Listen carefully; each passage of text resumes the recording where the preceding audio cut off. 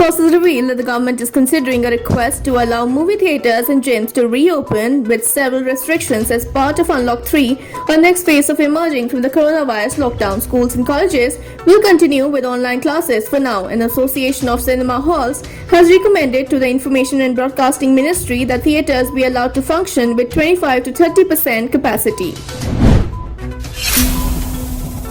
Prime Minister Narendra Modi said on Monday that India is world's second largest manufacturer of PPEs.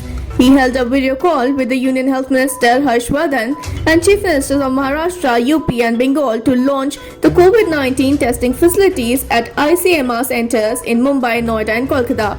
Prime Minister praised the nation's achievement in scaling up production of PPEs needed for healthcare professionals battling the coronavirus outbreak, calling it a huge success story. Rajasthan Governor today sent back Chief Minister Ashok Gehlot's request for an assembly session from Friday with questions asserting that he was in principle not against the move.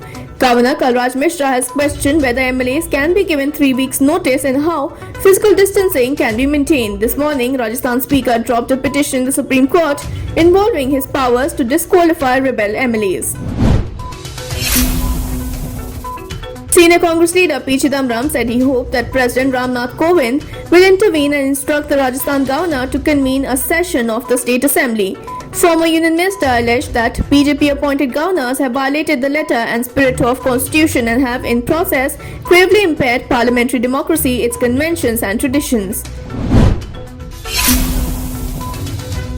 Cafe Coffee Day Enterprises Limited, the owner of India's largest coffee chain, has found that its late founder rooted 27 billion rupees out of the company through transactions first revealed in a note found after his suicide last year. VG Siddhartha caused subsidiaries of Coffee Day to pay advances to a firm controlled by his family so he could buy back shares held by private equity investors, repay loans and keep up with interest payments on other borrowings, the company said in a filing Friday, disclosing the results of a nearly year-long investigation.